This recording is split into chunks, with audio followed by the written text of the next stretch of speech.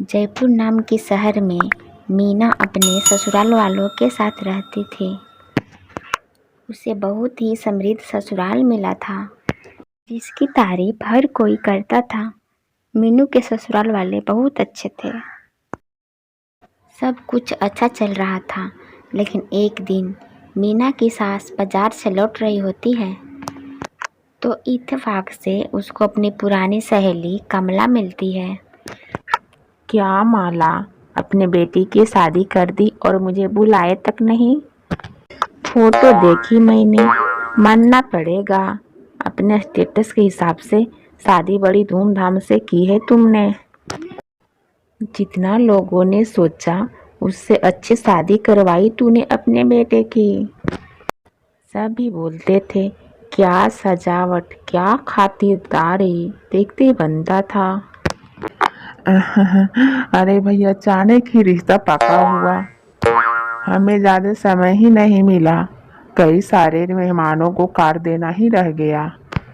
पर मुझे माफ कर देना, अगली बार कार्ड रह भी जाए ना तो खुद ही आ जाना। आखिर तू मेरी बचपन की सहेली है। तुझे क्या लगता है कि मैं अपने इकलौते बेटे की शादी में पैसे बचाऊंगी? लड़की के बारे में जांच पड़ताल की है कि नहीं? अरे कहाँ वक्त मिला है कमला, इतनी हड़बड़ी में शादी हुई कि मैं क्या बताऊं। पर बहू अच्छी मिली है। बात व्यवहार से आजकल सब समझ में आ जाता है।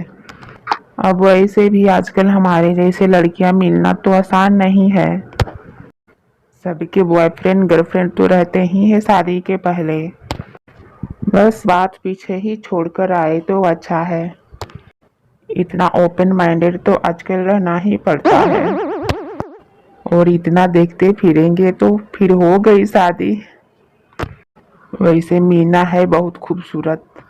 क्या रंग, क्या रूप, एकदम माँ दुर्गा की रूप लगती है। कितनी लड़कियों के छटने के बाद मेरे बेटे को एक लड़की पसंद आई थी।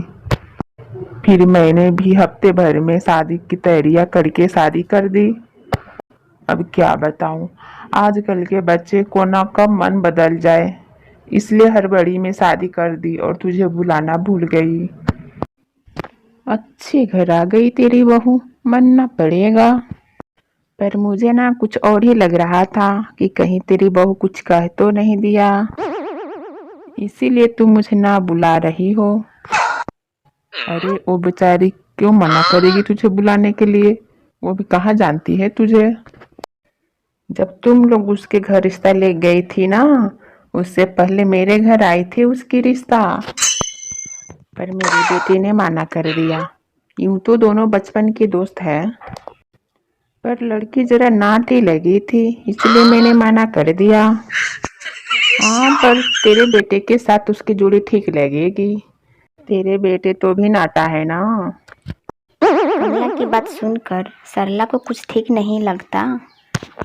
वो बात बदलती हुई कहती है, शादी के पहले तो 50-60 रिश्ते आते जाते हैं, पर शादी के बाद उसे कौन याद रखता है। अच्छा, मैं निकलती हूँ कमला, मेरे घर में बहुत सारा काम है, मुझे देर हो रही है। सरला घर चली जाती है और कमला की कही हुई बात उसके दिमाग में बार बार आती है। तभी फोन पर बात करती हुई मीना वहां आती है। हाँ हाँ, मुझे क्या ही दिक्कत होगी। वैसे भी मेरे ससुराल में मेरे इन चीजों के लिए कोई रोक टोक नहीं है। फिर भी मैं मम्मी से पूछ लेती हूँ। वैसे तो मेरे घर में कोई प्रॉब्लम नहीं है, पर बड़े बूढ़ों से पूछ लेना ना अच्छा होता है। अरे क्या पूछना है बेटा? और मम्मी, मेरी एक ना बचपन के फ्रेंड है शुभम। उनका ना एग्जाम है और वो अपने घर पे नहीं पढ़ पाता है। वो लास्ट 1 महीने मेरे से हेल्प चाहता है। क्या वो यहाँ 1 महीने आकर पढ़ सकता है? मेरा मतलब आपका कोई प्रॉब्लम ना हो तो। अरे इतने सारे तो कोचिंग है, फिर अपने शादीशुदा फ्रेंड के घर जाकर क्यों पढ़ना। अब इसमें मैं क्या बोलूं, तू एक बार मोहन से पूछ ले, जैसा मोहन कहे। कोई दिक्कत नहीं मम्मी, मैं रमन को हाँ बोल देती हूँ। मीना को हाँ बोलने की देरी थी। फिर रमन तो तैयार ही बैठा था। रात को जब सब डिनर कर रहे होते हैं तो उसी वक्त दरवाजे पर दस्तक देते हैं। सरला जाकर दरवाजा खोलती है। रमन, तुम तो कमला के बेटे हो ना? हाँ आंटी, आपने मुझे पहचान लिया। मुझे तो लग रहा था कि आप मुझे पहचान ही नहीं पाओगी। मैं मीना से पढ़ने आया हूँ। अच्छा, और तुम ही हो उसकी बचपन के दोस्त रमन। आओ। जिस कमला की कही बात सरला को खटक रही थी, उसी के बेटे को दरवाजे के बाहर खड़ा देखकर सरला के चेहरे के रंग ही फीका पड़ जाता है। इतनी रात को कौन आया मम्मी? मेरे फ्रेंड है रमन, आपको मैंने बताया था ना। रमन अंदर आओ, शर्माओ मत। चलो हमारे साथ खाना खाने बैठ जाओ। मैं जानती हूँ टेंशन में तुम्हारे गले से एक निवाला भी नहीं उतर रहा होगा। तुम निश्चिंत होकर खाओ और सारा टेंशन मुझ पे छोड़ दो। तुम्हारी कोर्स तो मैं कंप्लीट करवा ही दूंगी। सभी खाना खा रहे होते हैं। मीना और रमन ऐसे बात कर रहे थे जैसे मानो कितने जन्म से बात ही नहीं किए हो, जिसे देखकर मोहन को एक बार अजीब लगता है। अपनी बहू के साथ कमला के बेटे को इस तरह बात करते हुए देखकर सरला अपने बेटे से कहती है, पढ़ाई तो हमने भी की थी, पर ये कौन सी पढ़ाई है जो रात में होती है? इस लड़के को दिमाग नहीं है क्या? रात को 10 बजे कौन किसके घर आता है? हाँ, अजीब तो मुझे भी लग रहा है मम्मी, पर मीना स्मार्ट है, वो हैंडल कर लेगी। सभी अपने अपने कमरे में सोने चली जाती है और घर के हॉल में मीना रमन को पढ़ाती है।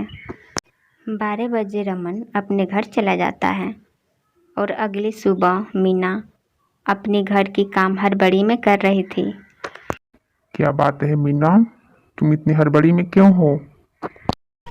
ओ रमन पढ़ने आने वाले हैं ना, इसलिए मैं सोच रही हूँ कि सब कुछ जल्दी जल्दी कर लूँ। तो आकर थोड़ा इंतजार कर लेगा। तू उससे पैसे लेकर नहीं पढ़ा रही हो। खुद को इतना स्ट्रेस देने की कोई ज़रूरत नहीं है।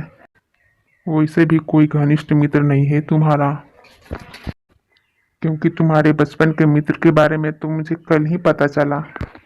अब रमन रोज रोज मीनू के घर आता और समय वहीं पे बिताता, जिसे देखकर सरला के दिल में आग सुलग रही थी और इस आग में घी डालने की काम पड़ोसन कर रही थी।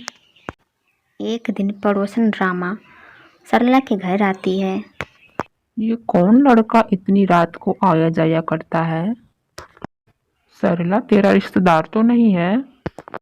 अरे नहीं नहीं, वो मेरी बहू की दोस्त है। वहीं आया जाया करता है रोज।